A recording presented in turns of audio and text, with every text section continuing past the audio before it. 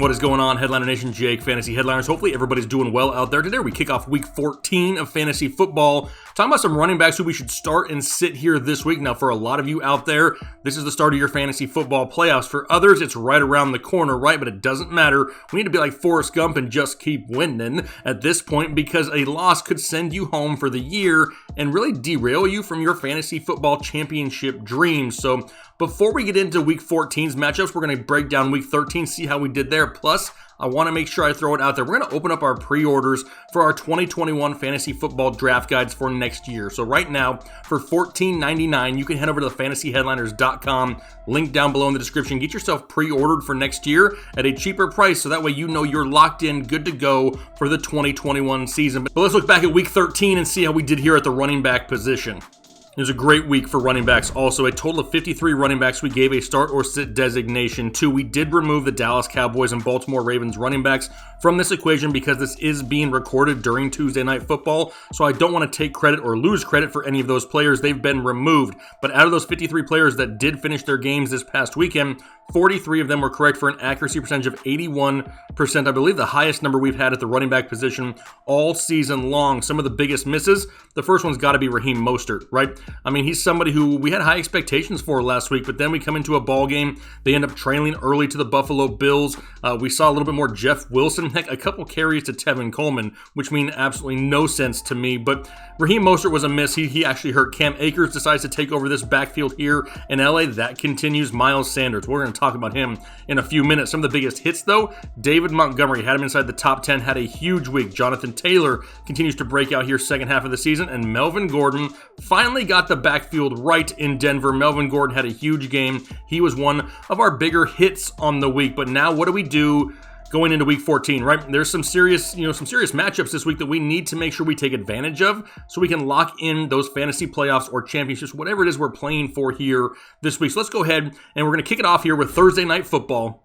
And that's where we find the New England Patriots, Los Angeles Rams, and back comes Sony Michel. Away goes the value of Damian Harris and James White, right? Because now we have three guys in the backfield that we have to worry about splitting touches. Plus, don't forget, Cam Newton's going to steal majority of the goal line touchdowns. Now, in my opinion, Damian Harris still has the most value. He's seen the most consistent touches. Plus, he's actually been, semi-productive with those touches. So if I had to choose one, it would be him. However, now with Sony back in the mix, Bill Belichick's going to use him. He's going to be involved on Sunday. And like I mentioned here just a second ago, Cam Newton's going to steal a lot of that goal line work that he has been all season long. Now they get a matchup going up against the Los Angeles Rams, who only allow 13.6 fantasy points per game, which is fourth best in the NFL. I mean, you have a split. You have a low touchdown upside. I mean, these guys need to get huge carries in order to really maybe have an opportunity to break off the big play. It's just not what they're really known for, and Cam Newton's going to continue to vulture. We need James White in a negative game script. Just a lot of question marks here on the offensive side of the football in the backfield for the New England Patriots, and honestly,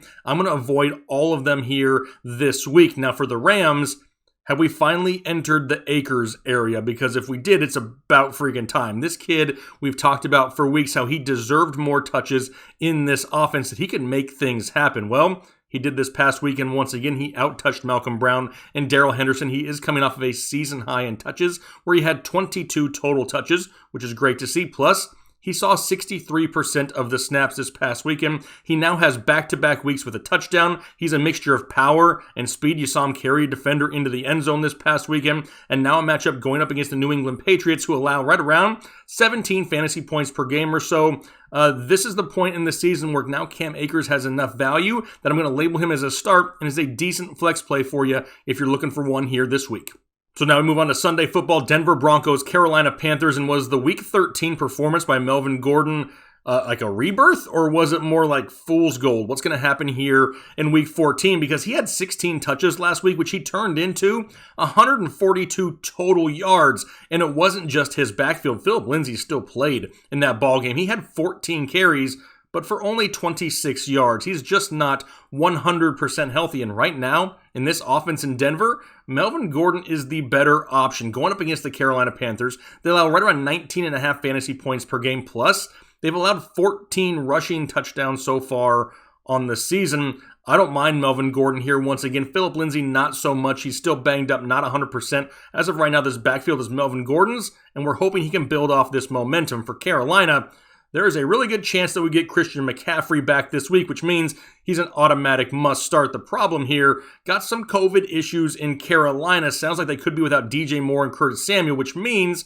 CMC could have crazy huge value, but there's a lot of risk in this ball game as well. Kind of wait until the week progresses here a little bit to see how they handle things here in Carolina. They are shut down as of right now, but here's the deal. If CMC plays, he's back in your lineup. If CMC sits and these other weapons are out with COVID issues in Carolina, all of a sudden, Mike Davis has a little bit more value. So I'll start Davis if CMC is out. If CMC is in, though, absolutely, he goes right back into your lineup. Texans and Bears now, and the David Montgomery year-end domination tour is still on. He's going to be my Manscaped must-start player of the week here for the running back position. Just a quick reminder, we've got Christmas right around the corner. After this episode is over, head over to manscaped.com, enter promo code HEADLINERS, all caps at checkout, give you 20% off plus free shipping. Don't miss out on that great deal here for the holidays, but David Montgomery is just continuing to surprise people on a weekly basis. He now has back-to-back top 6 finishes in fantasy football. I mean, David Montgomery. About dang time, David Montgomery. He's got 3 touchdowns now combined over his last 2 games, and he went over 20 total touches for only the 3rd time all season just last week. Now, he gets the Houston Texans, which is absolutely beautiful because they allow right around 24 fantasy points per game, second most in the NFL. I am definitely firing up David Montgomery once again this week, and I'm kind of hoping they keep Mitch Trubisky under center because that's when this domination tour started, was when Mitch Trubisky was named the starter. If that happens, it's obviously raised the value of David Montgomery quite a bit. Now, as for the Houston side of things, you got David Johnson, another tough contest here this week. Last week was his first game back since getting injured week 9. He had 10 carries for 44 yards, managed to save it with a touchdown going up against the Indianapolis Colts last week, but we expected a little bit less work last week, right? Kind of ease him back into the game plan. We saw something similar just a couple weeks ago from Chris Carson, right? And as the weeks progress, so does the workload.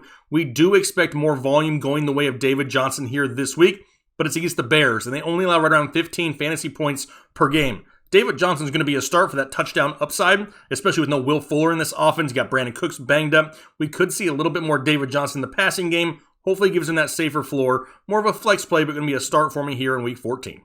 On to Dallas and Cincinnati now, and could Joe Mixon return this week? I mean, technically, yes, he could. He is eligible to return, but why would they have him return? What would be the purpose in Joe Mixon coming back? They really have nothing to play for, not even chemistry at this point because there's no Joe Burrow. The offense just looks at best. But honestly, if he comes back, I wouldn't, complain about it because Gio has absolutely disappeared for the Cincinnati Bengals. 4 straight duds now, finishing outside the top 30. If for some reason Joe Mixon is a full practice participant, which I don't expect, by the weekend and he's going to start in this game, yeah, then I'll start him. If he's not, if he's limited at all, or if Gio's going to be the starter, I'm going to pass at all other things in the backfield here for the Cincinnati Bengals. For Dallas, got to continue to roll with Zeke. Now, I mentioned earlier that this is being recorded during Tuesday Night Football, and so far through the first half, Zeke doesn't look half bad. The offense as a whole doesn't look that bad. Now, we know Zeke has been boom or bust, but Cincy is top 10 in points allowed to opposing running backs, allowing over 18 fantasy points per game. As long as Zeke is healthy, he's going to be a start for me here once again in week 14.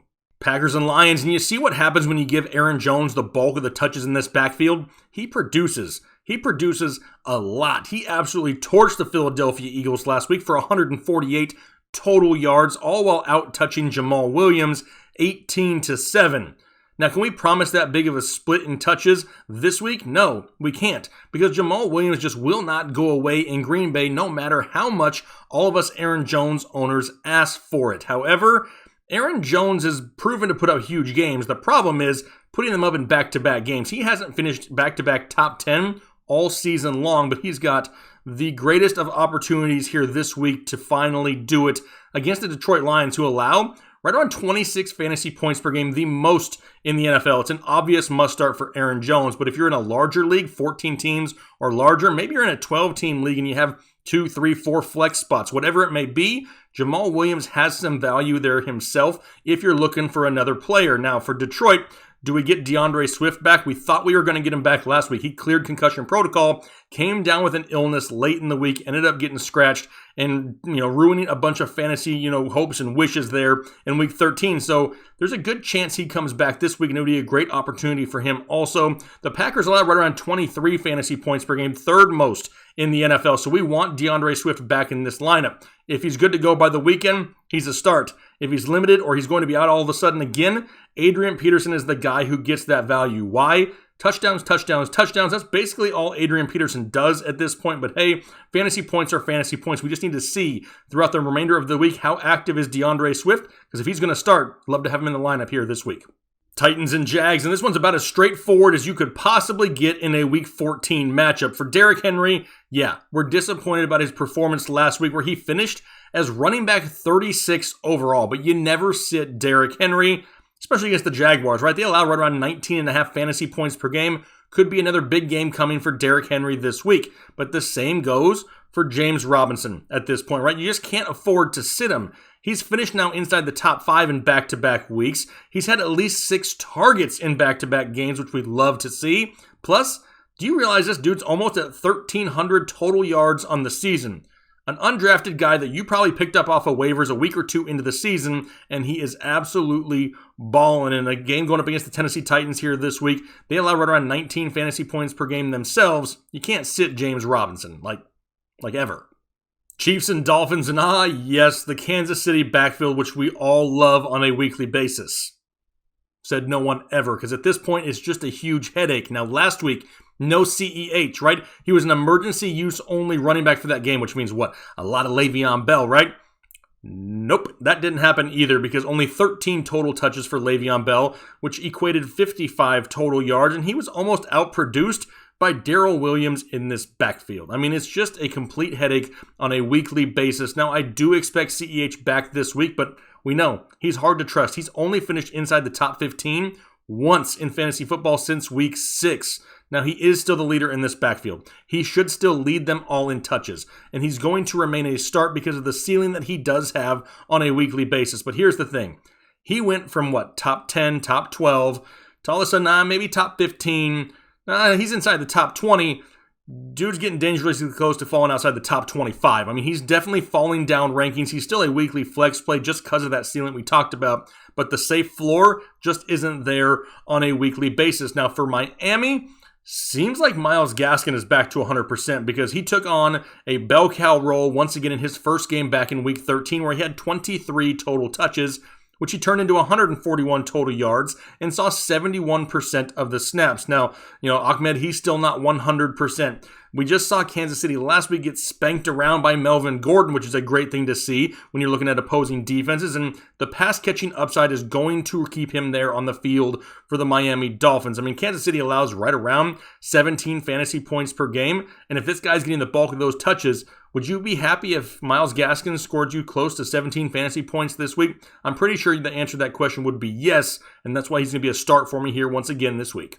Cardinals and Giants and Kenyon Drake owners just continue to be happy, right? I mean, they now have 3 straight games with a touchdown and at least 13 fantasy points, which is great at this point of the fantasy football season. Plus, he's number 7 in the NFL in rushing yards. I mean, this guy was absolutely hated by majority of people just a few weeks ago. Now he's climbing up the ranks here once again. He's got more rushing touchdowns on the season than Aaron Jones does. Just think about that for a second. Plus, we're starting to see him more involved in the passing game on a weekly basis, which is great for Kenyon Drake owners, horrible for Chase Edmonds owners, because at this point, Edmonds doesn't have a whole lot of weekly value. The offense is pretty much rolling through Kenyon Drake at this point. It's because Kyler Murray's not 100% healthy. I don't see that changing here this week. Going up against the Giants, they'll have right around 17 fantasy points per game. I'm going to keep starting Kenyon Drake. For the Giants, the Wayne Gallman touchdown streak finally ends, which absolutely, I hate to see that last week. However, he still finished inside the top 15 because he had 135 rushing yards on the ground. That's now 4 straight top 15 finishes for Wayne Gallman. Going up against the Arizona Cardinals, they allow right around 16 fantasy points per game or so. At this point, with the streak that this kid is on, you can't afford to sit him either. He is a locked-in, solid flex play on a weekly basis for most teams, and that's why he's going to remain in the start column here in Week 14. Vikings and Bucks, and Dalvin Cook at this point is getting like Derrick Henry volume. He's getting more volume than Derrick Henry. He had 38 touches last week. Yeah, I checked the number. 38 total touches for Dalvin Cook just last week against the Jacksonville Jaguars. He also saw a season high in targets with 9. But I don't love the matchup going up against Tampa Bay, right? One of the best run defenses in all of the NFL coming off of their bye week. They only allow right around 74 rushing yards a game to their opponents. But this is Dalvin Cook. When do you ever sit Dalvin Cook? The answer to that question is never. It doesn't matter who he's playing. With that type of volume and the type of production we've seen all year, he's an obvious must-start still. For Tampa Bay, you got Ronald Jones and Leonard Fournette. Now, this should be Ronald Jones' backfield, right? But he continues to have mistakes off and on, and it's really hurting the potential that he could have in this offense because he is super explosive, and he's been the better of the two running backs, I'd say more consistently on the season. Did you know he's 4th in the NFL in rushing yards? Ronald Jones is 4th in the NFL in rush. I mean, that's just absolutely mind-blowing. The guy can't even stay on the field for the majority of the games. He is their better option as of right now, and they're coming off the bye week where they've lost 3 out of their last 4. They need the spark. They need the victory. I expect it to come from Ronald Jones here this week in this backfield. Colts and Raiders, and we could be looking at another matchup with no Josh Jacobs here. There's a real chance he misses this game this week, which if he doesn't get in some limited practices soon, we're going to be looking right back at Devontae Booker once again, who did not thrill anybody last week with his 16 carries for 50 yards against the Jets. Now he gets a matchup against the Indianapolis Colts, which is much more difficult. We need to monitor Josh Jacobs throughout the week. Is there a chance that he's 100%? No. Probably not. If Josh Jacobs plays, he's going to be limited, which means we'll have a split between him and Booker in this backfield. If Jacobs is ruled out altogether, Booker may have some top 30 upside, maybe a flex play if you need it, but this is not a backfield that I'm actively going after and trying to start this week. They're starting to come along in the passing game a little bit more, which is going to hurt the rushing numbers there in Las Vegas. If you're asking me as of right now, without knowing the true status of Josh Jacobs, I prefer to sit both Jacobs and Booker here this week. For the Colts, the Jonathan Taylor, end of season streak is happening, right? We talked about this for months and months and months, and it looked like it just wasn't going to happen for Jonathan Taylor, right? It looks like, damn, this guy's kind of going to be a year one bust. Well, he's coming on at the right time for fantasy owners. He now has back-to-back games with at least 90 yards rushing and back-to-back top 15 finishes at the running back position. The Vegas Raiders allow 20 fantasy points per game, 4th most in the NFL. Plus, Phillip Rivers' play here as of late in the passing game is really helping open up running lanes for Jonathan Taylor, and it's really helping him out. Plus, Jonathan Taylor ranks 8th in the NFL among all running backs in runs over 15 yards with 7 of them. The big plays are happening, and they're starting to happen a little bit more frequently. I'm getting them right back into my lineup. I'm starting Jonathan Taylor in this backfield this week. Jets and Seahawks and another week back for Chris Carson, which means another week of more volume coming off of his injury, right? He saw 42 snaps last week, which is basically right where he was at to start the season. So he's right back to, early season form, and he's looking healthy in this offense. He saw 16 total touches, and he saw 6 targets, which is great to see from Chris Carson in this offense. He now has back-to-back games with a touchdown, and that touchdown upside is always going to be there with the way they utilize him here in this offense. With a matchup this week going up against the Jets, who basically suck everywhere, the spot that they suck the least is at least against running backs. They allow right around 17 fantasy points per game, a very middle-of-the-pack defense. They rank 15th there, so I'm not overly worried about this defense whatsoever. I do expect Seattle to get a lead. Pound the rock late. Love some Chris Carson. He'll be a start this week. For the Jets, we saw Frank Gore go down early in the game last week, and we saw Ty Johnson come in and get 24 touches for 117 total yards. But that was a very close game, majority of the way through against the Las Vegas Raiders. Do we think the game between the Jets and the Seahawks are that close for 4 quarters? I highly doubt it. Right? I mean, does Frank Gore come back from his concussion? Does he play this week? If he does, what kind of split do we see? Is Adam Gase just going to say, you know what? I'm going to go to Ty Johnson and see what we got. Regardless of what it is, I'm not overly interested in the backfield of the New York Jets going up against the Seattle Seahawks, who do play better against running backs than they do wide receivers. I'm just going to pass on the backfield of the Jets here this week. Falcons and Chargers. And does anybody by chance know which Chargers offense we're going to see this week? Anybody? Nobody? I really don't know either, because in Week 12, we loved what we saw them do with Austin Eckler. In Week 13, we did not. Now, they did trail early in that ballgame and really limited the amount of upside and potential that Eckler had, but It's a tough matchup this week going up against the Falcons, which I know is weird to hear somebody say, but they're actually third in the NFL as far as fantasy points allowed to opposing running backs. This is not an easy start whatsoever for Austin Ekeler. What we really need him to do is be overly involved in the passing game. Didn't really see a whole lot of that week 13, but we saw so much of it week 12. This team needs to get back on track. They were more explosive in their offense when they utilized Austin Ekeler more. I do expect him to bounce back this week. He's going to remain a start for me. As for Todd Gurley and the Falcons side of the football, he's still not 100% healthy, and they're letting that be well known, right? Still dealing with that knee injury. He hasn't had over 9 touches in a game since week 9. Here we are heading into week 14. That's a problem. Plus, he's apparently splitting touches with Ito Smith and Brian Hill. Now, Ito Smith may be evaluated for a concussion. We'll see what happens with that. But we know we're getting a split in this backfield now, going up against the Chargers, who allow right around 17 fantasy points per game. Not a bad matchup, but there's not a whole lot of touchdowns to go around from this running back group, and who's going to get it, right? Because if anybody gets it, they're going to be the better option for the week, but it's impossible to know which guys are going to get that opportunity. As of right now, it seems like Todd Gurley is still going to be the goal line guy going forward. Whether they stick to that or not really depends on the health of that knee. In my opinion, with this split, I prefer to sit the entire backfield right now, the Atlanta Falcons. Moving on to New Orleans, Philadelphia, and Doug Peterson has absolutely killed the fantasy value of Miles Sanders at this point, which is absolutely heartbreaking for a ton of people out there. I mean, he had no receptions in Week 13. He only saw one target. One target. He only had 10 total touches against the Green Bay Packers run defense. Are you kidding me? And now that Jalen Hurts has been named the starter there in Philadelphia, you know he's going to take away touches in this backfield, and his scrambling upside and ability, it's only going to hurt Miles Sanders even more. Plus, they're giving Jordan Howard touches. Why are you giving Jordan Howard touches? I could get it if Miles Sanders is out there getting 20, 22, 24 touches. You got to give him a break at some point, but the guy had 10 touches. He wasn't winded by any means, and now a matchup going up against New Orleans, the number 1 fantasy defense against running backs, allowing only 11 points per game. I hate to do it. I loved Miles Sanders coming into this season. I loved a majority of the season.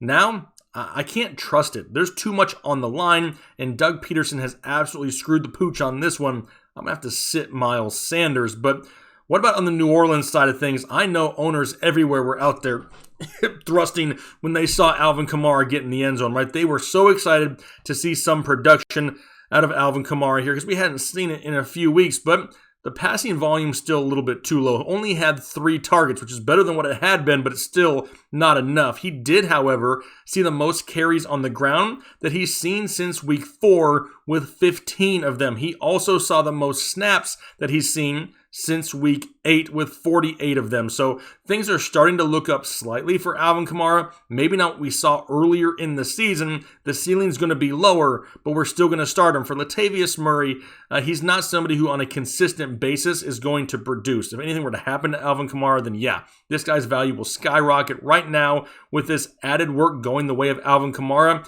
it's hurt that possible floor of Latavius Murray. I'm just going to sit on him as of right now until we can see a little bit more consistency. But at this point in the fantasy season, we got to make sure that we're trusting Alvin Kamara down the stretch. Football team and 49ers now, and sounds like Antonio Gibson's hurt, which I hate to say because I love this kid all offseason throughout the beginning of the season. Really came on strong here towards the end, and now he may miss some time. That's something we really need to pay attention to and monitor, though, because it doesn't sound good as of yet for one Antonio Gibson. However, if he doesn't play, where do we go in this backfield? Because they've produced some decent fantasy numbers, and I'm looking towards J.D. McKissic in that passing volume that we've seen him get here in the past. He's had 3 games with at least 10 targets over his last 5 played. That's what we're really banking on, right, is that passing volume. And luckily, at quarterback, he's got Alex Smith, who we know is going to check down. J.D. McKissic should be involved on the ground and the passing game if Antonio Gibson is out, and that's where I'm going to look as of right now. I'm assuming that Gibson doesn't play this week, and I'm looking to start J.D. McKissic. For San Francisco, it's clear when you watch the tape, right? I mean, Raheem Mostert is the best option in this backfield, and it's really not even close. So why did he get less work last week? Why are they not putting him out in the slot like we've seen at other times in the past? Is it because Deebo Samuel and Brandon Ayuk are back and healthy? Possibly, but they're really not utilizing him as well as they had earlier in the season. He only had 9 carries and 1 reception. That's only 1 more touch than Jeff Wilson Jr. had. Now, don't get me wrong. Jeff Wilson Jr. is produced in this offense also, but come on. It wasn't even close last week. And even Tevin Coleman. Tevin Coleman got 2 touches for negative 11 yards. You got Raheem Mostert out there averaging like 6-7 yards a carry, and you give Tevin Coleman 2 for negative 11. Just give those extra 2 to Raheem Mostert for the love of all things holy. Now, in a matchup this week going up against the football team, they're number 6 in the fantasy football against opposing running backs. It is a very tough front 7 there for Washington, but you can't sit the explosiveness of Raheem Mostert. Is he a locked-in running back 1 this week? No, he'll drop down the rankings a few spots, but he's the only guy in this backfield that I trust as of right now in San Francisco. Steelers and Bills, and there's a good chance that we should have James Conner back for the Pittsburgh Steelers this week, which is great because Benny Snell, Anthony McFarland, Jalen Samuels, not overly efficient in this offense, and we know that Pittsburgh wants to throw the ball. However, we also know that Pittsburgh wants to keep the ball out of the hands of Josh Allen and the Buffalo offense. How do you do that? You control time of possession, and you run the ball effectively on the ground, where the Bills are pretty vulnerable, right? They allow right around 18 fantasy points per game, 7th most in the NFL. If James Conner is playing for the Pittsburgh Steelers, he's going right back into the start column for me here this week. For Buffalo, you got Zach Moss just fumbling away an opportunity. But meanwhile, you got Devin Singletary getting a season high in touches, which he doesn't do a whole lot with. He's been super inefficient. Between the mistakes of Zach Moss and the inefficiencies and inconsistencies of Devin Singletary going up against the Pittsburgh Steelers, who allow only 12.7 fantasy points per game to opposing running backs, which is 2nd best in the NFL, there's no way that I could trust either one of these guys at this point. Both Singletary and Moss going to be a sit. Which leads us to Monday Night Football, Baltimore Ravens, Cleveland Browns, and my Chubb love continues. Right now, last week, he didn't get his 4th straight game with 100 yards rushing. However, he did have 106 total yards and a touchdown and continues to carry fantasy teams every single week. Now, he faced off against this Baltimore Ravens defense back in week 1. Only had 10 carries for 60 yards, but they were down big early in that game, and they really didn't get the opportunity to use him more. But since he's come back from his injury, the Cleveland Browns are 4-0, and he's had at least 19 touches in all of those games. Why have we seen a little bit less Kareem Hunt? Well, Cleveland's playing with the lead, and they're just using Nick Chubb. Plus, all of a sudden, Baker Mayfield turned into Joe Montana in Week 13 and was out there slinging the ball up and down the field however he wanted. The main person to get affected by this has been Kareem Hunt. He's not as safe as he was in the past. He's kind of been top 15 all year long. He's dropping down to maybe top 25 just because the floor isn't as safe as what it once used to be. However, in a game going up against the Baltimore Ravens, an offense which is trying to get back on track. Remember, we were recording this during Tuesday Night Football, and the offense seems to be, showing flashes of life. If that's the case, if they can put some points on the board, we'll see more Kareem Hunt. Still got him listed, both Chubb and Hunt, as a start this week. From Baltimore, from what I've seen so far, they really need to free J.K. Dobbins and give him more opportunities in this offense. He is a true 3-down back. The problem is Gus Edwards will break off a nice run, or Mark Ingram, no, not Mark Ingram, he's not doing anything, but mostly Gus Edwards is really taking away the touches that could be going the way of J.K. Dobbins. As soon as anything happens to Gus Edwards, they give more volume to J.K. Dobbins, the numbers are going to be great fantasy-wise. Now, the bulk of that probably going to happen in 2021, but here, this week, going up against the Cleveland Browns, if you're looking for a flex play, a blind dart, whatever you possibly need in a bigger league, J.K. Dobbins is where I'm throwing my dart because he just seems to have that big play potential. I mean, you can kind of see it, right? The guy's averaging like 7, 8, 9 yards a carry at times. You just can't afford to keep him bottled up for too long. At some point, he's going to break a big play. And if you're looking for a dart throw here in Week 14, it's going on J.K. Dobbins.